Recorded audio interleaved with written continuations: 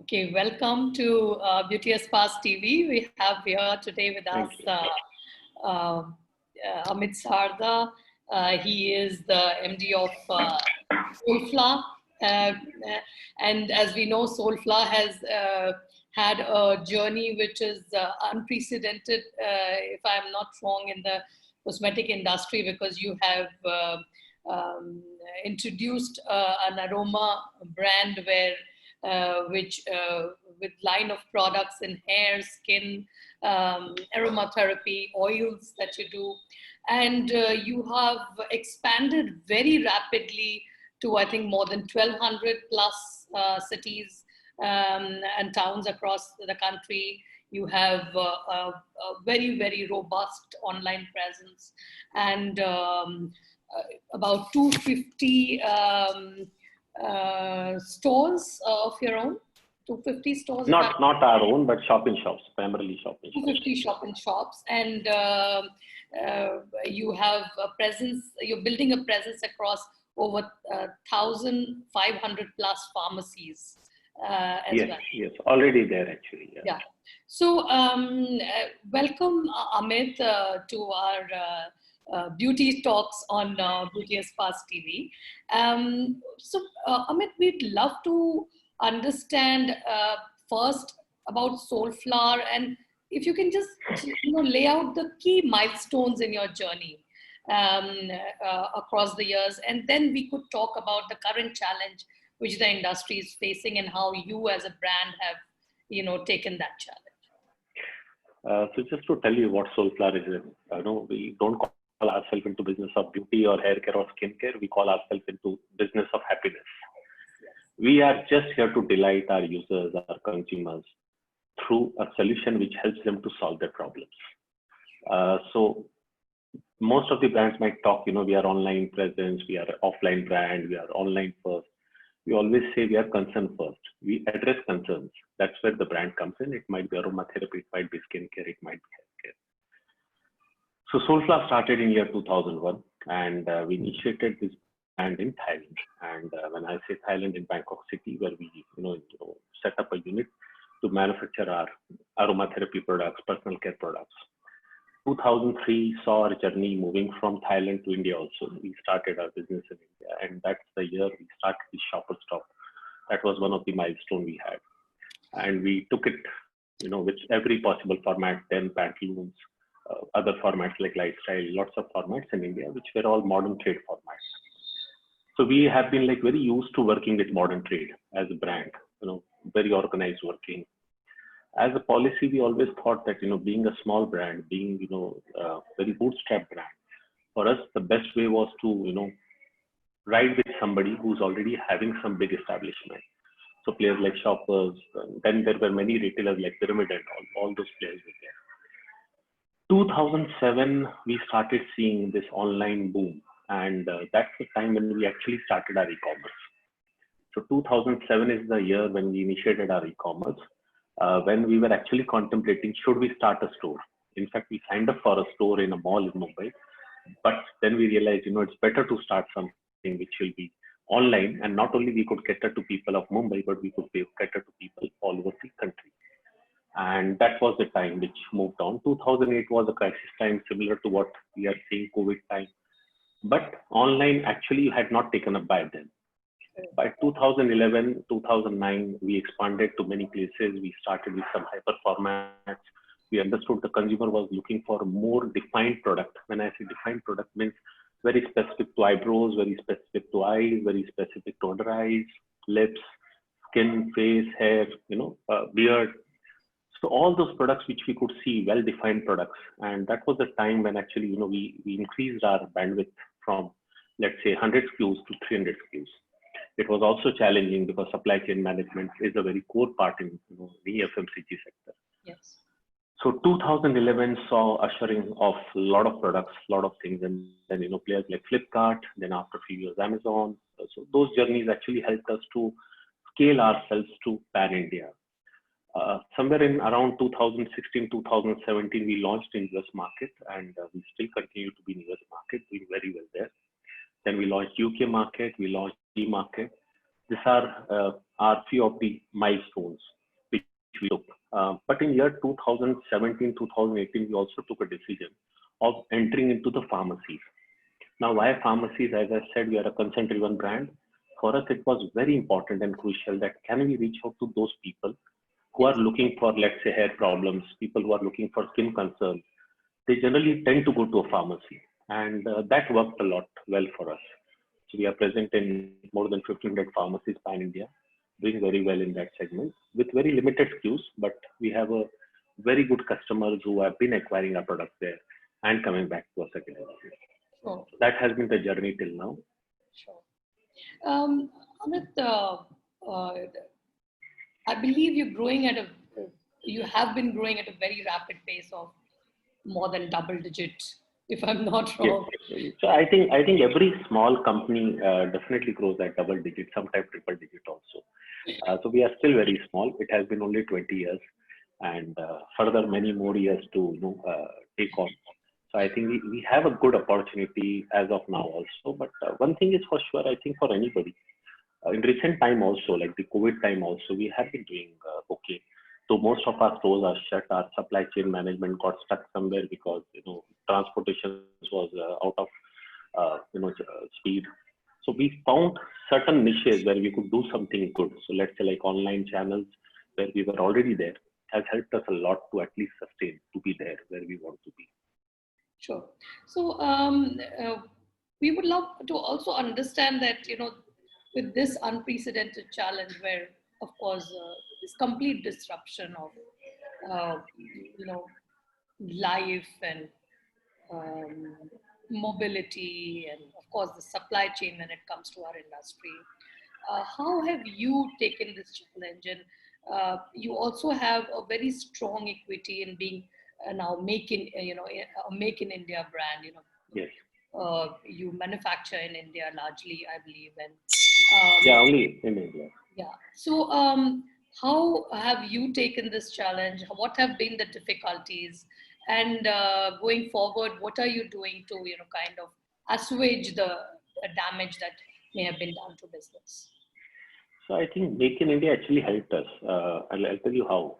Most of the people I know, like some of my peers or people who have been, making the products in China or somewhere in Europe, in fact, they have suffered a lot because the whole import system got shut. But still being in India, producing in India, and government allowed most of the agriculture part of this country to still go on because most of our products come from agriculture part of this country.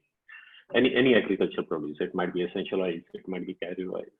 So we could easily have our product line going on. Definitely, people were a challenge, getting people in place, making sure they reach the factory, they come to the factory, they start working. So a lot of confidence building exercise was there. And yes, as most of the people say, that as a boss or as a leader, you have to be there in your own factory premise. So at the moment also, I'm sitting at my factory. Yeah. So yeah, that is how it is. So you have to do that. But I think the damage is there in terms of, we could not supply to most of our stores because stores have shut down. The whole financial flow has taken a big hit. Most of the big retailers did not pay us in time. So a lot of those kind of challenges we saw. So I think two things which I have taken as a takeaway. One is you have to really plan for a disaster now. Means, you say all, as a management, people say, plan for the worst. But I think it's a time to plan for any disaster. Right. And second is, I think as a company, you can't only look at sustainability, but you have to look at even if you are out of work for 3 months or 6 months or 9 months, can you still be sustainable? Right. So I think as any brand or as any company, I think it's time to think that, what kind of margins one can work at. Though I'm not saying one needs to increase the pricing, but how do you make sure that which products really get you better margins, which products make sure that you have a revenue going on, your revenue does not stop. And I think we were lucky enough to, because we were part of Essentials, selling sanitizers or soaps or many skin related products which are part of Essentials, we could continue our journey and we could, sustain there. So I think that was God's grace, and so we could continue there. But I think as any company or as any brand, anybody who's planning something today should look at this, very important element, which is a part and parcel, which is called as essential today. That it should be a part of their kitty somewhere that will help them to sustain or at least continue their business. Sure. whilst we're talking, I remember always that, you've always had a very smart way of marketing your products, and also not just marketing, but packaging the products. You always had these kits, which are catering to their various, problem solution kits and things like that. And I realized that even now, where you have built a certain kit for, back to office, yeah, and all those things. That's doing very well for us. That is one of our highest selling SKU at this moment. Tell us more especially about with corporates. Yeah. So the idea was, so as I said, we were already working, coming to office every day, making sure people are safe. So we could plot that journey. People who are coming to office or coming to the factory, they could see these are the challenges they will have. So like a simple thing, most of the people are putting sanitizers and, every proper thing at the office. But how do you really take care of the person when that person leaves the home and reaches you?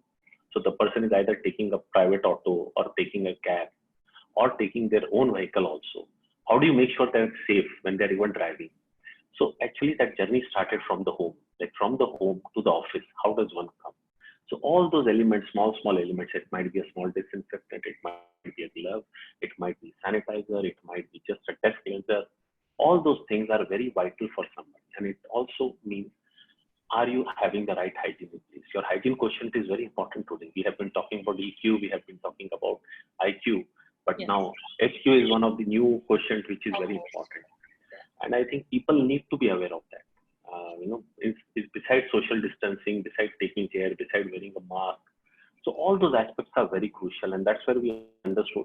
And most of our clients, most of the B2B clients actually were very interested, and they said, this is something we will love to have, because this can be a kit which can move to the people, not when they come to office, but people who have bought, let's say, 10,000 kits, 12,000 kits. These kits have been actually couriered to people individually. So we have a fantastic system of supply chain where, with the courier system, where we have delivered this many kits to people. When they reach their office on night, limited staff, they will have everything in place. They don't have to reach their office and collect their kit, because hygiene has to start from the home. The safety has to start from the, outside your doorstep. So that is something which helped us to plot the journey. You had something called the Clean Beauty campaign. Yeah. So we have Clean Beauty. So Clean Beauty is something where, you are not using any harsh chemicals, but we are actually Green Beauty. So Clean Beauty is a very, known word. When we say Green Beauty, Soulflower as the product line, none of our products have preservatives. Few products do have preservatives, but whatever we manufacture as our own, 97% of the product line is manufactured by us. Every product does not carry any form of preservative. It's a completely clean product. It's a green product. When I say green, all these things which are natural ingredients or a derivative of natural ingredients are used. And that's where the whole beauty of our product line is. So I'll tell you in terms of Soulflower, what is Soulflower? Soulflower is a product coming out of your kitchen. Let me be very frank. So if you actually now go to your kitchen, if you're at your home and you open your cupboards, whatever the stuff you have, it might be cinnamon, you might have star anise, you might have clove. This is what all we use. Or if you walk into a garden, because people in Delhi are lucky to have gardens, you walk into your garden, you might have a rose, you might have some other flower. That is what we use. It's a very simple thing. Definitely we procure it from different farms of this country. But that is where the beauty is. So the solution lies in our own home. But Soulflower actually makes it more interesting for a consumer to use that thing in a more natural way, but in a very effective way. So when we add, let's say, a jasmine essential oil to a soap, it is not only for smell. It actually works as a great moisturizer for somebody who's using that soap. So the skin is moisturized well. The skin will make sure that it contains the moisture and the skin will look hydrated. So that is how the beauty of using any natural ingredient is. And that's what Clean Beauty does. So Clean Beauty is entirely Soulflower range, is a Clean Beauty range where we don't use anything which will harm you, which will be carcinogenic. Okay, so basically, if we locate the positioning of the brand, so we are talking about natural, clean beauty. Are we talking, or are we placing it as masstige or premium? How do you portray this positioning? Okay, so So yes, we are a clean beauty when it comes to the world. India uses natural as a word more than clean beauty. Clean beauty is more of an American word, to be very Yes. frank. Uh, we might not be masterage, we might not be prestige. Where we come from and where I'm coming from is we are a very aspirational based brand. Sure. So people who have an aspiration for good hair, long hair, good skin, good eyebrows, or a skin which smells very good, that's where Soulflower comes in. Now it is upon the person who's buying the product. So to give an example, let's say we sell a soap at 400 rupees. It's on a much premium side, I can say. It's 150 gram soap. But we have people who have even a salary package of 14,000-15,000 buying that soap. They might be buying one soap in a month, but they do buy because they are looking for something which will not only exfoliate their skin. It's called as cleansing sandalwood soap, but it's an amazing experience for anybody to use it on their face. Sure. So it depends what the person is looking at, and also it depends on which platform they are selling. So when it goes on a platform like Amazon, it's in let's say a prestige level. When it goes to Shopper Stop, it is more of an indulging brand where people actually want to buy Soulflower for indulgences. Right. So everywhere the customer journey changes because the usage of Soulflower for them is totally different. Right. Like we sell a lot of aroma products in like 100 plus stores of Shopper Stop. We sell a lot of kits in the store chain like Lifestyle. So everybody has a different customer profile, Sure. and that's where it is very behavior driven. So far, what percentage of your sales have happened? What's the kind of division between online and brick and mortar sales? Is it? So we have always had more or less 50-50, to be very frank. Yes. So we are, as I said, we are very big online, and by God's grace, because of that, we could continue our operations. Otherwise, we would have been completely stuck. Sure. And interestingly, most of the markets internationally also we prefer to operate online rather than offline. Though we have offline presence in UAE, a very sizable offline presence in UAE, but the idea is only to focus more on online. Because there we actually understand the whole consumer journey. We are in a position to interact with the customer. We are in a position to offer any kind of solution which is specific to that customer requirement. So let's say in a place like UAE, especially let's say a city like Dubai, the kind of people who buy my product are people who have a lot of problem with the water. The water is hard. People have huge problem with their hair. And the concern of theirs is, rough hair, frizzy hair, and people do have long hair there. But how do you give them a solution? So we have a solution for them. In a market like UK, there is a different market altogether. I have a lot of people who are in the age group of 45 and above who have a lot of hair fall concern. It's a totally different market. So every market, behaves in a much different way. But online helps us to gauge them, understand, and give them the right solution. So, whilst we are, kind of talking of different types of customers, and how do you profile the typical Soulflower Indian customer? Is there anything that you? Okay, so I'll tell you about my online customer. Offline customer is also there. There are multiple personas, but one interesting customer profile which we found, and which is a very large chunk of my business, is the Tinder generation. Right. So Tinder generation is a generation which is interested in dating, age group from 24 to 35. Right. They have just started making money, and when they start making money, so what happens is they get into their first job after their graduation or post-graduation. They start making money, and then they realize they need somebody in life and that companionship. They get onto Tinder, they get onto something, and that's the time they start realizing they need good hair.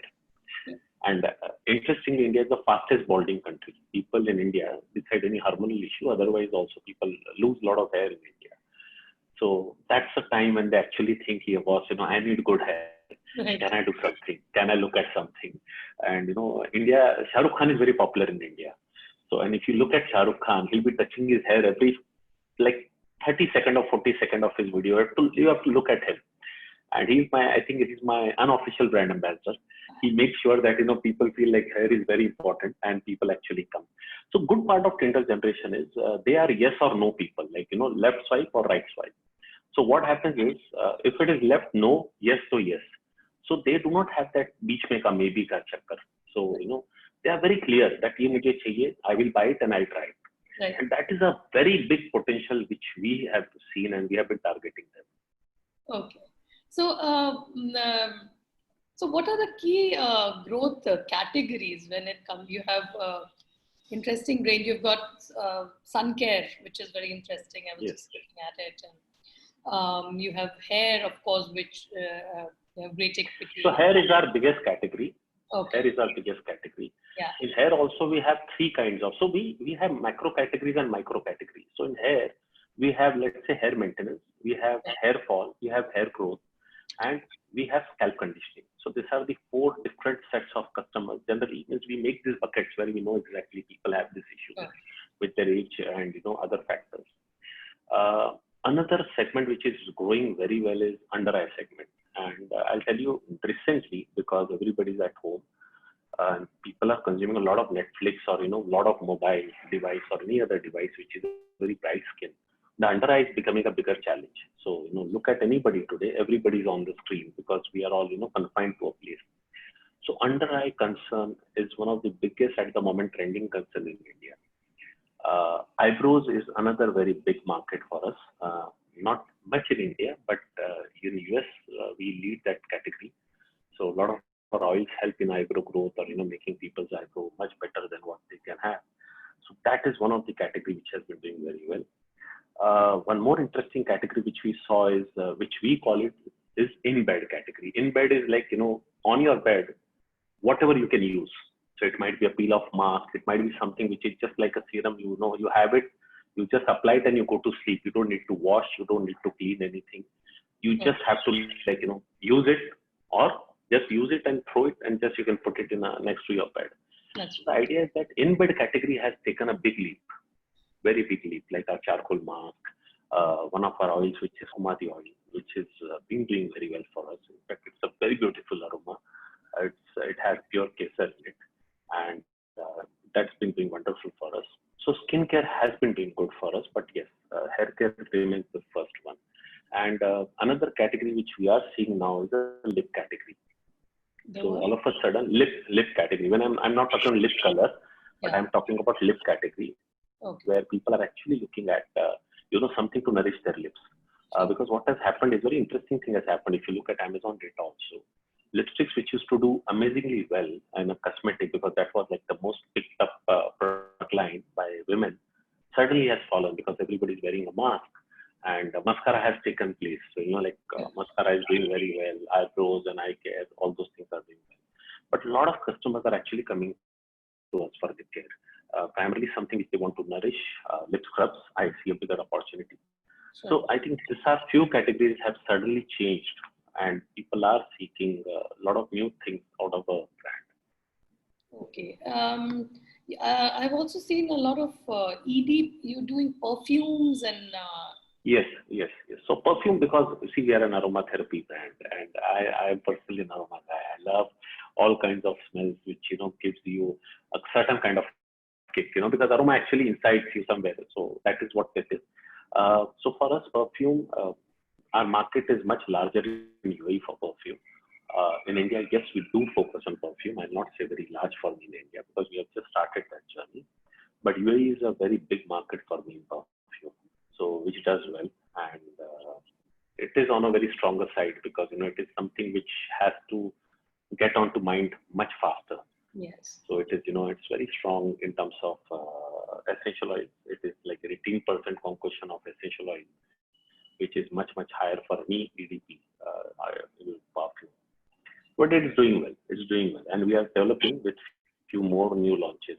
But as I said, our focus is more towards the hair care and skin care. So there we focus a lot.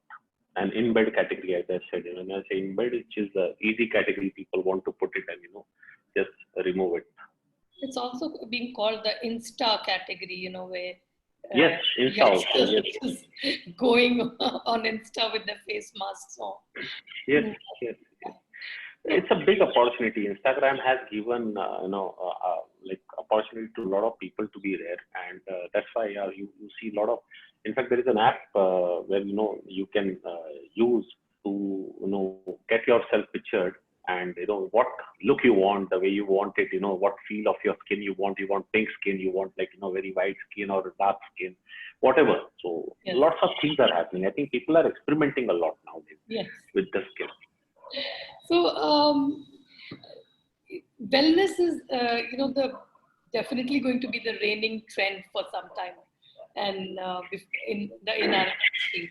And you have always, you started the brand with, ambience and home fragrances, and the whole, Yes, yes. you know, building on that.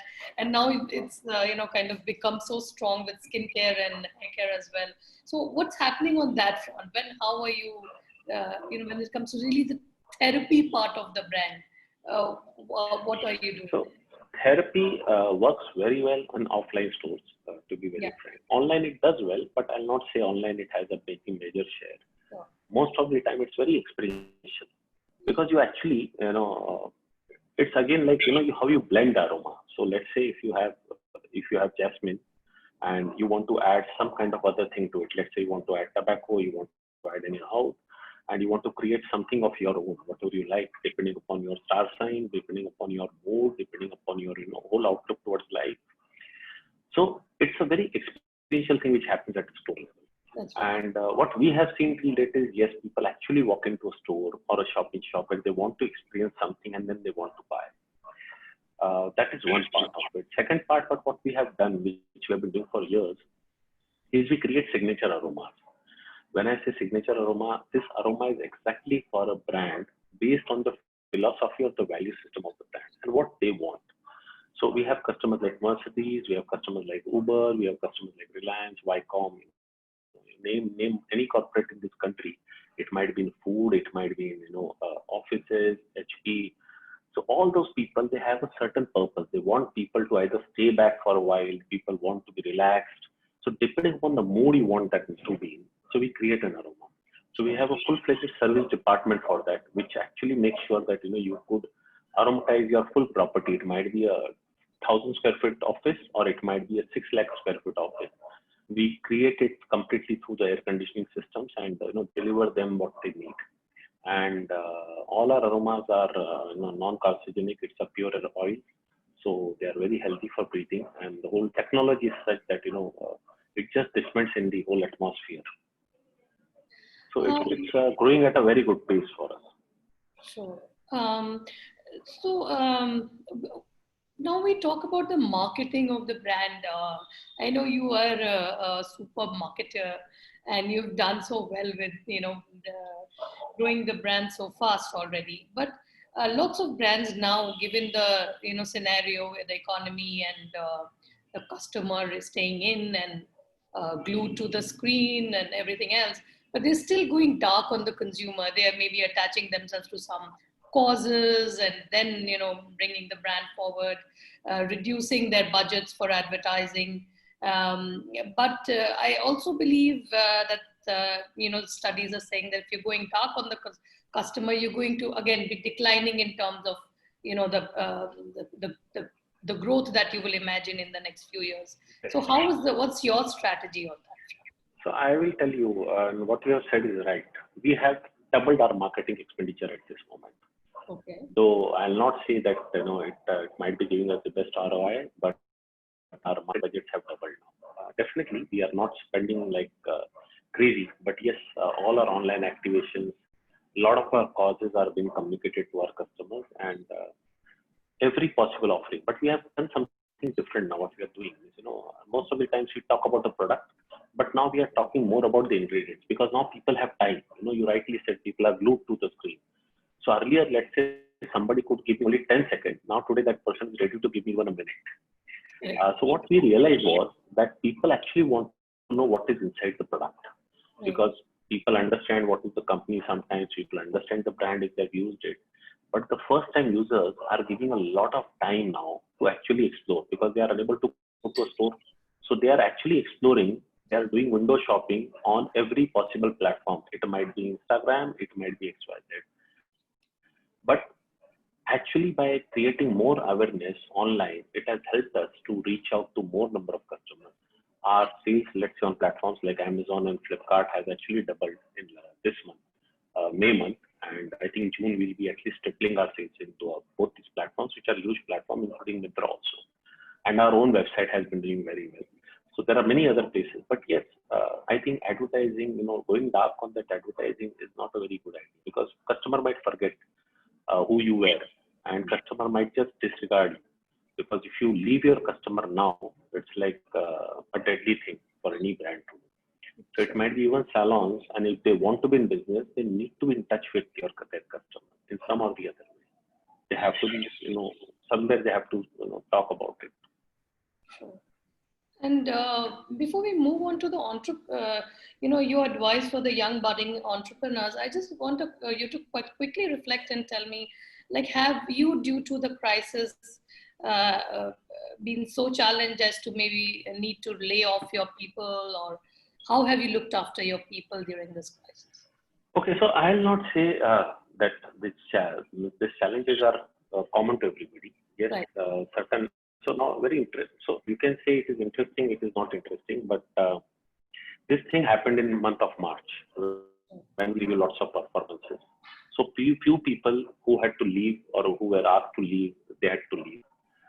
Few people left on their own because like one of my very good guy from Gujarat. So he said, he does not want to leave anymore from Gujarat. He lives in Rajkot. So his interest was he wants to stay back there. So few people definitely have gone, and few people are there. Initially, we also spoke about that we might have to have a slightly major cut of, for 3 months around 25 to 30%. But interestingly, now the average cut means, I'm not saying we don't have cut, but it's around somewhere around 8%, because we could come back. And I think might be next 1 month, I might not have any cut also. Sure. So it's very clear. This month, if we do well, I think we'll not be having even a 1 rupee cut for the salaries of June. So should we are facing challenges, but yes, because as I said, our whole 50% business went completely foot, and no money was coming in. So that was a very big challenge which we saw. All the big corporates actually, have stalled their payments. So everybody is waiting for 8th of June to start the machinery and then get back to the system. That's true. Yes, but I think patience is the key. I still feel, there is a lot of fear, there is a lot of ambiguity people are having. Yes. But I think it's only patience. Just need to have some kind of patience and faith. I think faith is something which has helped me at least to come out of this challenge. But how can I go back to my people and give them a right thing and give them even a growth path? So what we have done is, most of the people who have gone even on a certain cut, after a certain salary, they have been given an equal plan for an incentive. When I say incentive, it's just on the achievements. And I think that's why I said this month, more or less, everybody's on track. In fact, few people have exceeded their targets. So they'll be actually making whatever they were making earlier, or even more than what they were making earlier. Sure. So we made sure that all these things can be taken care of. Okay. Amit, you have also, you are presently the president of the Young Entrepreneurs Society. And that's very interesting because, entrepreneurship is something that has always been, the DNA of this country, I would say. But very few successful entrepreneurs emerge and, are able to keep on track and make, Fortune 500 listing. So tell us, what is it that your advice is for the budding entrepreneurs? See, I might not be the right entrepreneur because I never worked for money, to be very frank. I'm not saying because don't work, but I think for me, my interest is very important. I do not have an ambition to make certain money or be certain place. That is like, byproduct of whatever I do. So I've been, you can say I've been blessed to have everything in my life, whatever I wanted. The challenge is, how do you look at your own business? If you are doing something and if you feel good about what you have been doing or what you intend to do is something which gives you peace. So I think only as an entrepreneur, I can only advise that do something which you are really interested in. Do not get into something which is a fascination or which is that fancy for that moment. So let's say if everybody wanted to get into sanitizer, and if you have got into that business. Okay, so we'll go back to the question where we're talking about inspiring young entrepreneurs. and you Yep. yourself. So as I said, it's very important. So, if I look back at my journey, I really find it very worthwhile for myself, Sure. and I enjoy every day. And as most of the entrepreneurs will say, or even I'll say, something which excites you every day. That spark has to be there in that work Right. that actually drives you. So please don't do business for your investors. That's what I always tell people. Do business for yourself, for your consumers. Your consumers are going to be with you forever. Your people are going to be with you forever, more or less, not your investors. So if you actually only focus on investors and start a business, you are in a crisis situation because they'll just leave you one day, which has happened now. Most of the businesses who are suffering big time because their investors are not ready to pull in any new money in the kitty. So I think that's one thing which I can tell you, that if you're doing business, do it for yourself, your people, and your consumer. And if you make sure that you keep your consumer happy, you might not even need an investor to come and invest in your company. Been 20 years in this business, we have not raised any money. Sure. When I say any money, it's literally any money. We never had to go to an investor. Whenever we have gone to an investor or investors approached us, somewhere or the other, it's actually been an inner voice telling us that, boss, can you do something with your consumers better? Can you expand to a new market which might give you better revenue? Can you do something? So I think that has helped us a lot, and to be sustainable and to be there. Sure. So, what kind of, any financial practice or anything that you've done in the past? Okay, so in beauty, I'll tell you, sorry to cut you, but one thing which is very important. Sure. Rule of 5, if people can follow, and that rule is never have more than 5 products when you start. Never go out and start your offline journey as an entrepreneur if you're doing something in beauty till the time you reach a 5 million revenue. Believe me, I'm telling you, people who actually get stuck somewhere are the people who are into retail. They get into retail and they start increasing their course. They get into a lot of investment in retail. They have to pay a lot of money for shelf space, and that is where the challenge comes. So if rule of 5 is followed, focus on 5 products, make your 5 products as your best selling products. Make sure that you reach at least a $5 million revenue worldwide or wherever you want to be in the market.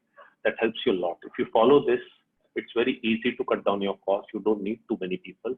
Might be in a beauty company, if you're not even manufacturing on your own, you don't need more than 10 people. Sure. That's the beauty of it. Sure.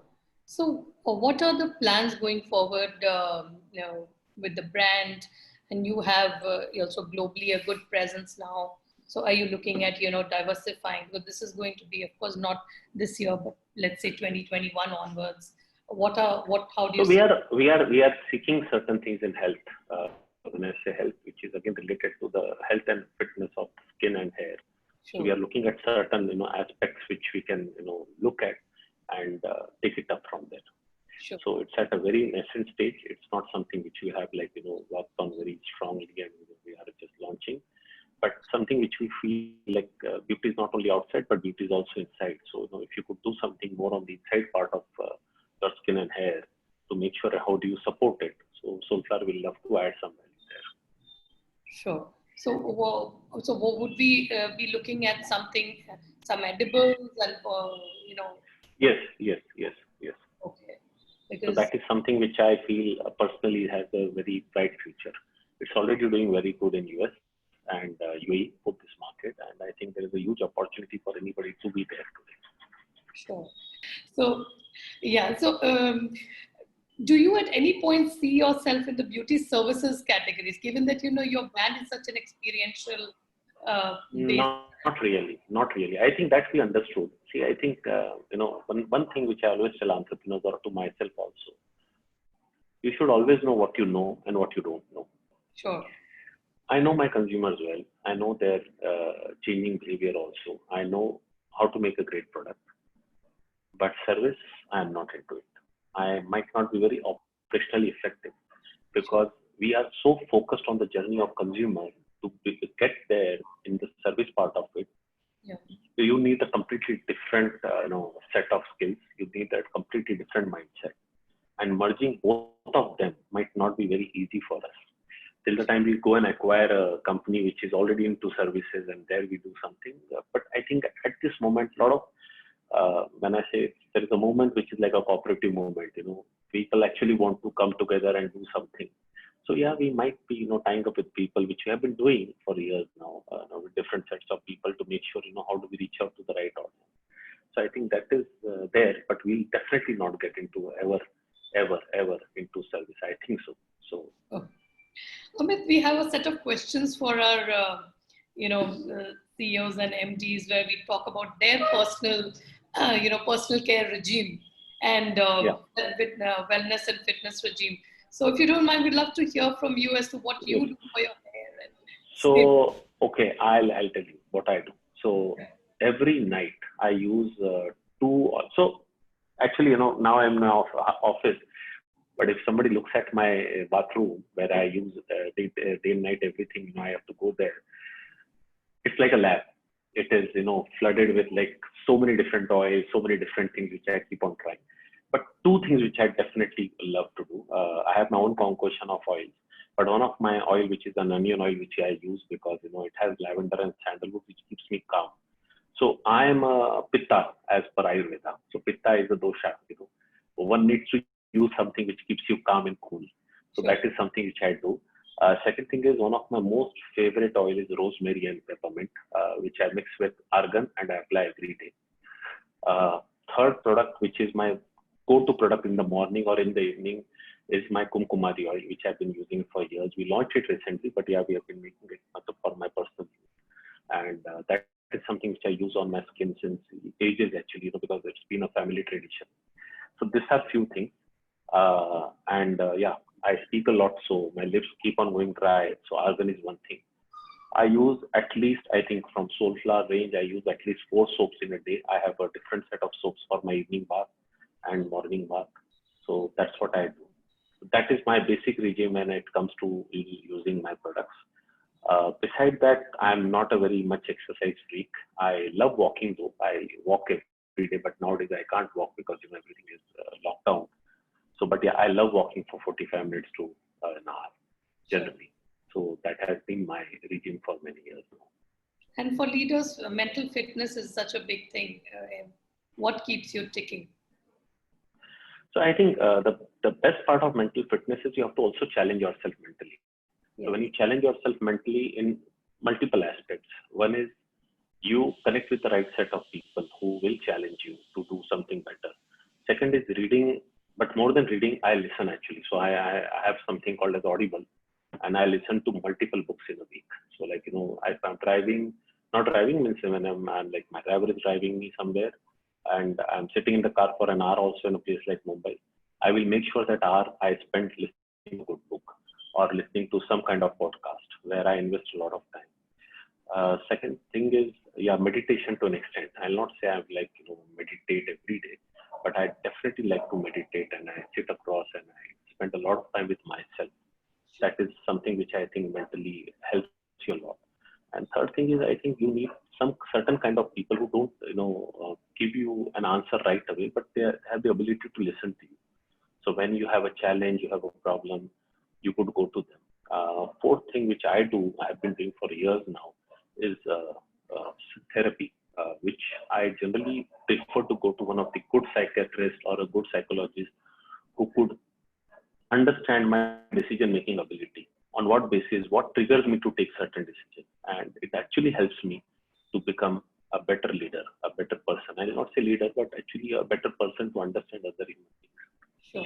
So I think that therapy is a part and parcel for our key people.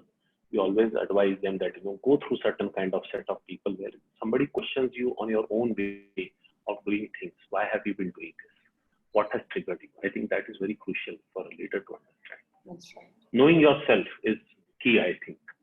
Absolutely. That's very interesting. And I'm so grateful that you've been so candid about your, all the things that you do.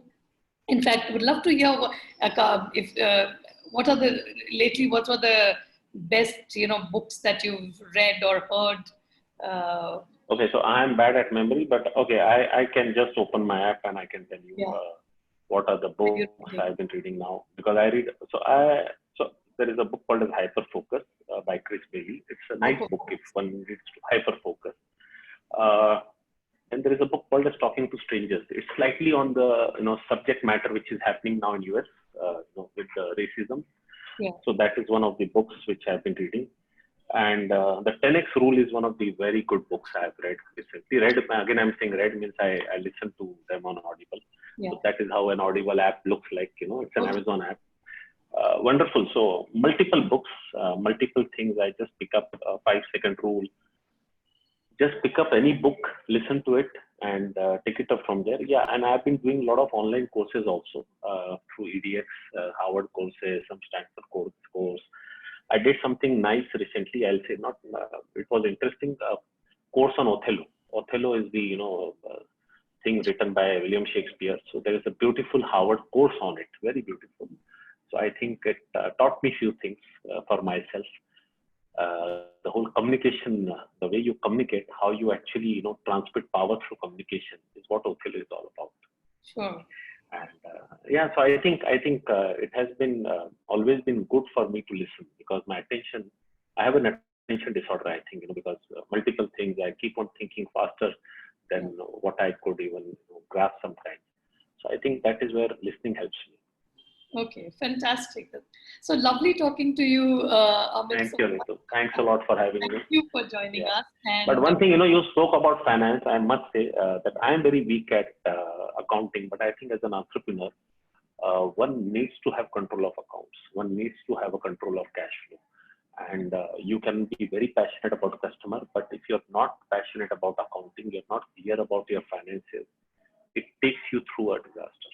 And I think in any kind of partnership, if you could have very clear terms in any partnership, it might be among co-founders, it might be among your investors, dekha jayega attitude should not be there for any entrepreneur. You should, as I said, you have to now work towards, you have to be prepared for a disaster. Yes. It's beyond VUCA. It's like, this COVID has actually made us realize that, we will be very helpless if you can't go out, you can't do anything. Your business is shut and your expenses are all on.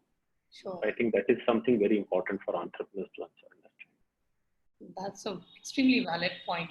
Thank you so much for adding that. Thanks. And thank you for joining us on Beauty Space TV, and wish you well and be safe, and hopefully everything will open up and we'll be back to normal very soon.